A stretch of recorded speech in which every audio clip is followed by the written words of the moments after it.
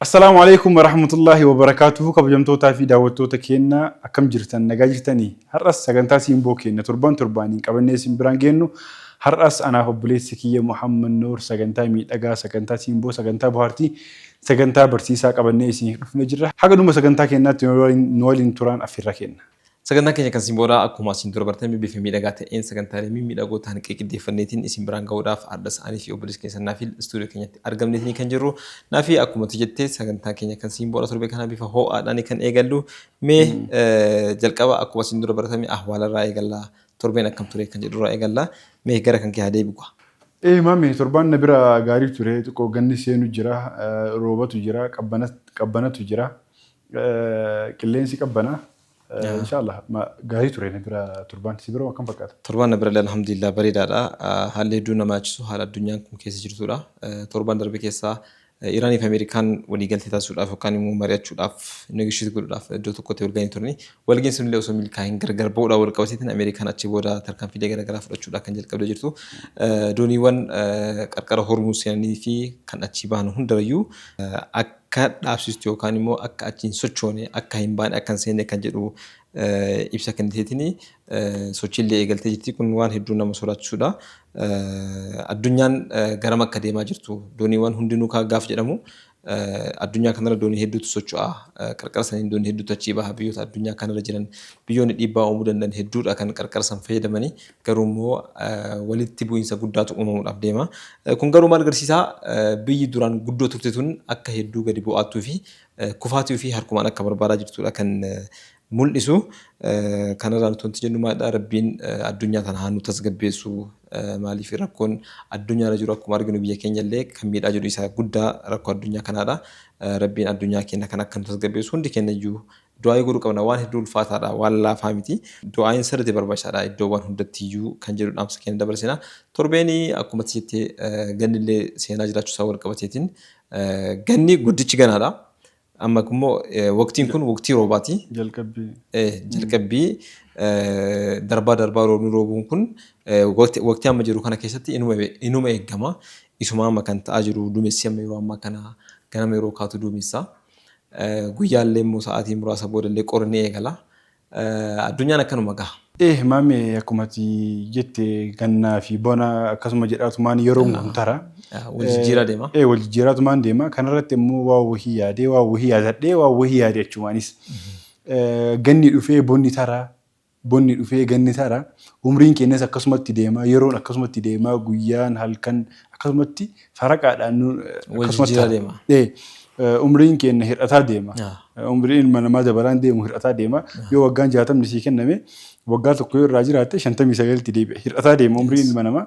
Umriin keenyas hir'ataa deema. Yeroo nuu kenname hir'ataa deema. Yeroo nuu kenname kana immoo itti gaafatamummaa qabna.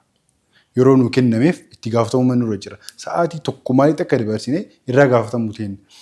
Itti fayyadamu yeroo irratti akkam jirra itti fayyadamu yeroo irratti maal fakkaanna waan jedhu irratti qosoo haasofnee jedhee yaade mamni.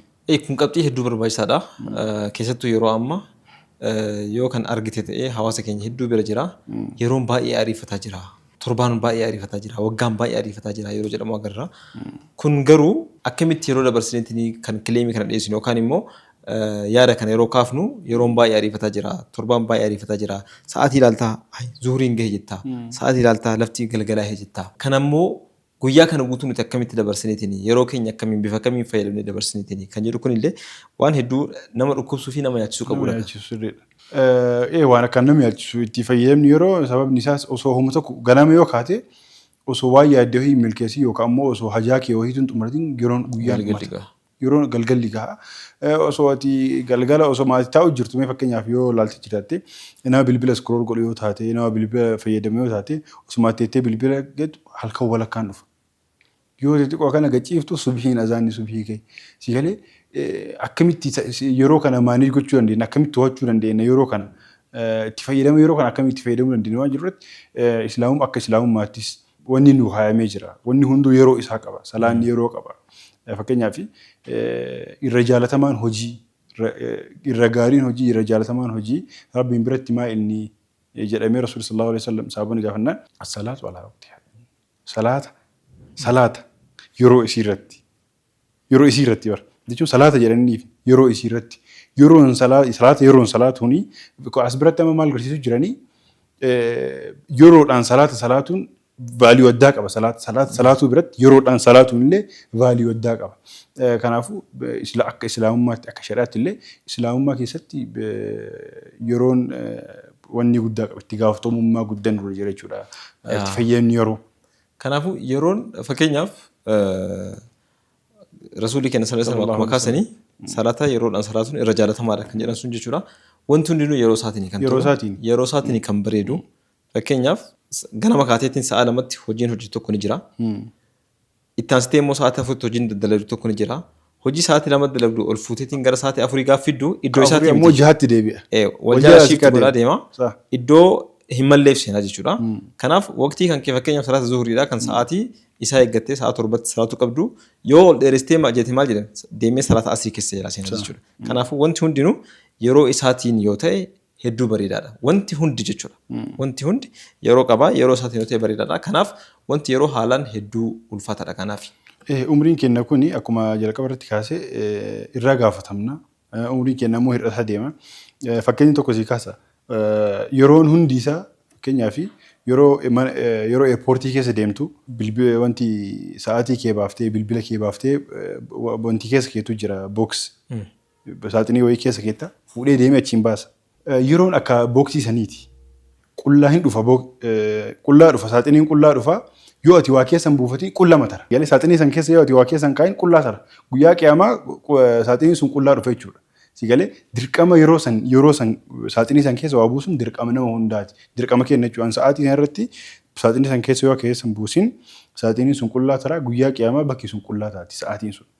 Sa'aatii kanatti maa irraa hin fayyadamin sa'aatii kanatti maa hin fayyadamin waan jedhu irraa gaafatamuun kiyyee hin hafu. Ni'imaawwan namni ilmi namaa of irra dagate keessaa jedhan Rasuul sallallahu alaihi wasallam ni'imaawwan lamaan ilmi namaa irraa dagataa ta'e keessaa tokko fayyaa fi yeroodha.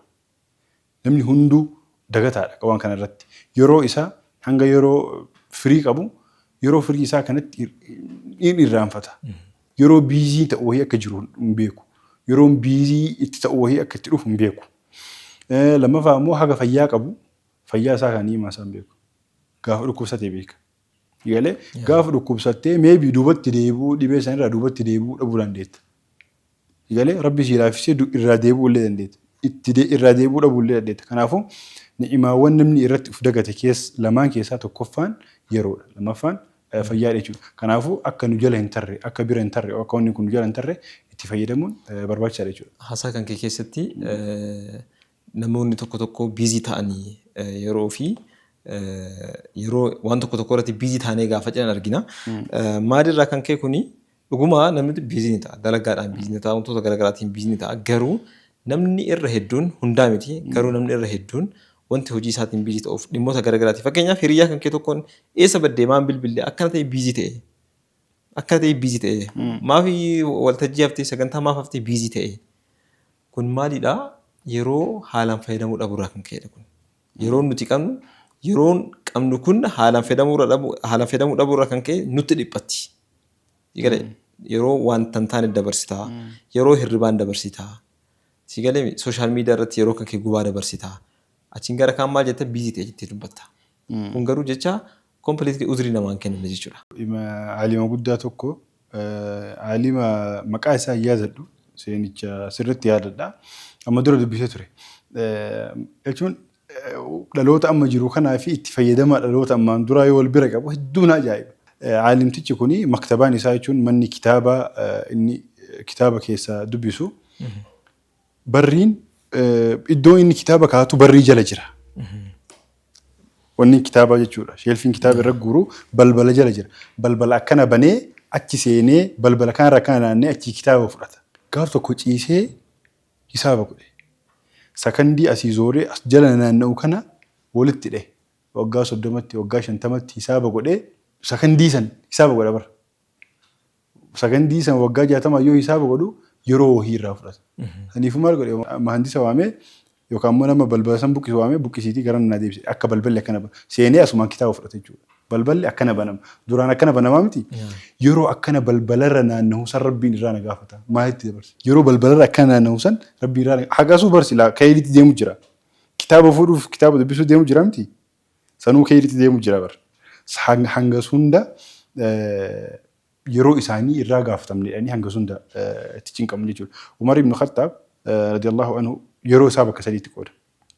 Yeroo bakka sadiitti qooda. Tokkoffaan ibaadaa, lamaffaan yeroo ummata amiira hoogganaa muslimootaati.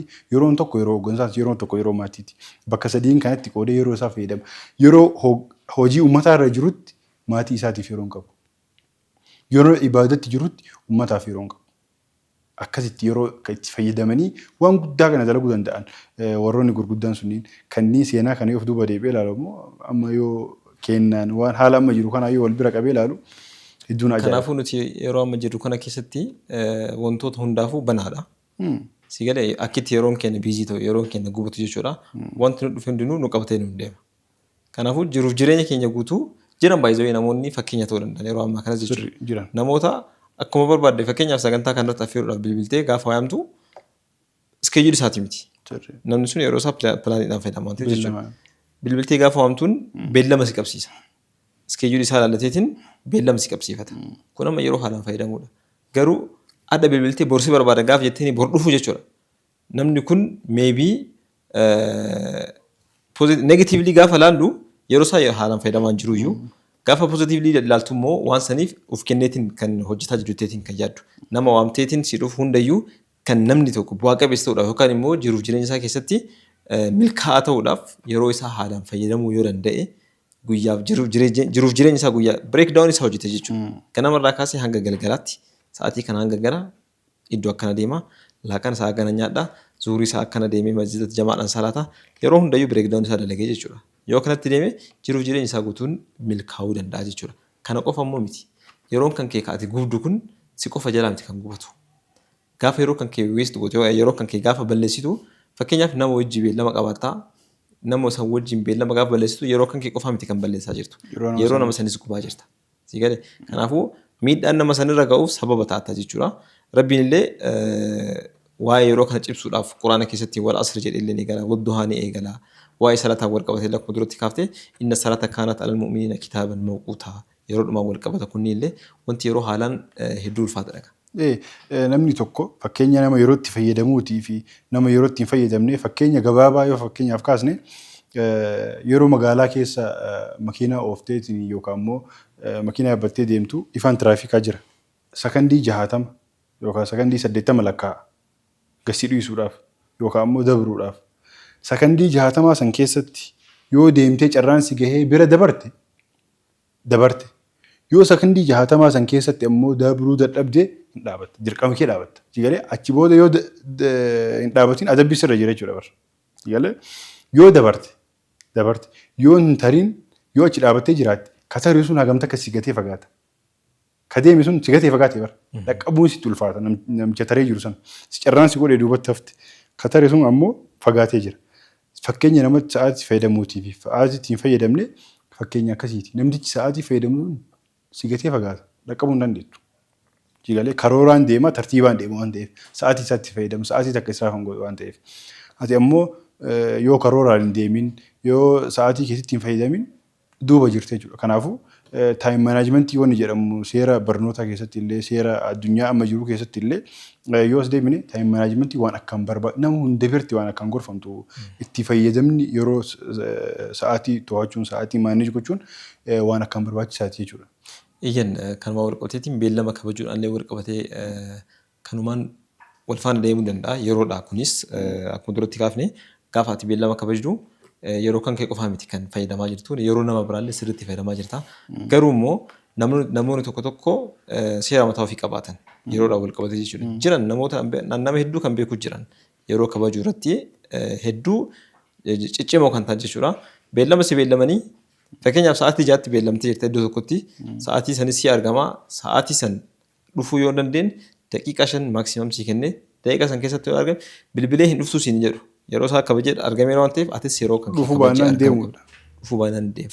Akkasii sa'aatiitti fayyadamuun akkasani. Kanaaf hayyoonni garaagaraa waa'ee yerootii wal qabatee beellama kabajuudhaan wal qabateetiin yaadota garaagaraati kan kennanii isaan keessaa kan tokko hedduu natti tole Wiiliyaam Sheekspeer yoo kan beektu ta'e jechuudha waa'ee yeroodhaan wal qabateetiin daqiiqaa tokko barfachuu irra sa'a tokko dursitee yookaan sa'a sadii dursitee dhufuu si wayyaa jedha. Kanaafatti wal beellamnee daqiiqaa tokko leetti na godhu irra barfattee dhufuu irra sa'a lama yookaan sa'a sadii dursitee dhuftee isatu siif gahaadha jedha. Maaliif sin jedhee beektaa kana? Fakkeenyaaf yoo beellama kan kee yeroodhaan deemtee yookaan dursitee dhadheetiin yoo jette itti qophoofta. Gaafa beellama deemtu yookaan marii wayiitii yookaan dalagaa wayiitii fi kan wal beellamtee deemtu. Si galee miti? Kanaafuu hin deemtaa, hin tasgabbooftaa, itti qophooftaa gara marii keetti deebisaa jechuudha. Yookaan immoo gara dalagaa keetti deebisaa jechuudha. Garuu immoo yoo jarjaraan deemte jechuudha. Barfattoo jarjaraan deemte maal goota? Fakkeenyaaf balaliinsa qabna jennee haayaan nuti iddoo tokko deemuudhaaf xiyyaaraan deemtaa. Xiyyaaraan gaafa deemtu yeroon kan kee murteessaa ta'uu gaafsan si gaala beeki. Yoo jarjartee deemtu jechuudha. Jarjartee gaafa deemtu yookaan manatti waa dagattaa. Paaspoortii dagachuu dandeetti yookaan mallaqa dagachuu dandeettaa. Yookaan waan deemsaaf si barbaachisu dagachuu dandeettaa. Si galee waan hedduu luz goota. Garuu gaafa dursitee waa gattaayyuu karattuu waa gatuu dandeetta yoo jarjartuuf. Konkolaataa faallee yeroon deemuun hedduu murteessaadha waan kamiifuu jechuudha. Keessattuu immoo yeroo gara eerpoortii deemtu sii gala yeroo akkam fayyadamu akka qabdu jechuudha. Kanaaf kana qofaaf miti jiruuf jireenya keenya guutuun adaba islaamaatiilleedha yeroo kabajuun. Sakandiin takka qaaliidha jireenya keessatti yeroon akka seefiitii jedha. Akka seefiitii. Yoo itti muratte itti fayyadamte yoo itti muratte siif murti. Yoo hin taane si Yoo murti. itti fayyadamuu didde immoo si murti morma sirraa dabarsitee lafaan si geessi. Kanaafuu yeroo itti fayyadamuun akka yeroo nu murre akka seefiisitti itti fayyadamu waan akka barbaachisaati. Yeroo kana ammoo wanni akkaan yeroo nama jalaa fixu. Wanni beekamaa namni hunduu nullee akka dhuunfaatitti ragaa ofirratti bahuu dandeenyu sooshaal miidiyaadha. Itti fayyadama bilbila kiisii keenya jiru bilbila harkaa qabnu kana yeroo isaa maaneejiyoon godhin wannummaan seefimmaan yeroo kana kan umuraa jiru bilbila. Dhugaa dubbachuudhaaf maamee kana waan daawwattoonni kennallee waan sila mamii irraa qabaatanii miti. Bilbilli akka malee yeroo kennu jala nyaatu jira. Kanaafuu itti fayyadama yeroo keessattuu waa'ee sooshaal miidiyaatiif waa'ee bilbilaatii irratti maaneej gochuu yoo hin danda'ini waan akka malee nu miidhaa jiru. Waan akka malee yeroo keenya nurraa nyaataa jiru keessaa tokko bilbila kana jechuudha. Iskrool osoo goonu osoo tiiktookii ilaalu osoo feesbuuka ilaalu namuu halkan walakkaa osoo halkan walakkaa kana geessu osoo jedhu halkan sa'a 8 gahaa ganama lafaa ka'uu ni ulfaata.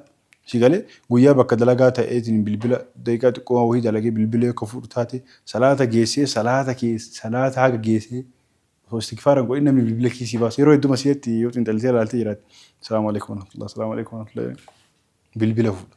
Sigalee waan akka yeroo keenya nu jala gubaa jiru bilbilli maaneej itti fayyadamuu hin hafu garuu maaneej gochuun yookaan immoo yeroo itti gochuun barbaachisaadha jechuudha. Dhaamsa keenya sagantaa keenya guyyaa har'aati. Kan simboo torbee kanaati. Kanaaf daawwattoota keenya sagantaa keenya simboo torbee kanaa kan irratti xiyyeeffataa turre sagantaa waa'ee yerooti. Yeroon immoo hedduu ulfaataadha waan ta'eef yeroo ammaa kana immoo nuti irra hedduun keenya hojii keenyaanis haa ta'u wantoota garaagaraatiin biizii taanee jenneetiin gaafa namoota garaagaraatti himnu kun immoo biizii qofa osoo hin ta'in nuti yeroo keenya haalaan fayyadamaa jiru iskeejuulii hin qabnu kana kanaan kan wal qabateedha yeroo keenya nu jalaa gabaabbateetiin hojumaan kaleessa darbe kun dhufuudhaaf waan guyyaa lama hin geenye nuti kan fakkaataa jiru kanaaf haala itti fayyadamaa yeroo keenya irratti hedduu uf deebinee of ilaaluu qabna gaafiin kun gaafii hunda keessanii ta'uu ni mala kanaafuu isin bakka jirtan hundattiyyuu waa'ee yeroo keessanitti hedduu isin yaachisuu qaba itti xiyyeeffadhaa kan jedhu dhaamsa simboo keenya kan torbee kanaati sagantaa keenya kan simboo itti fufaa turtii gaarii isin jedha.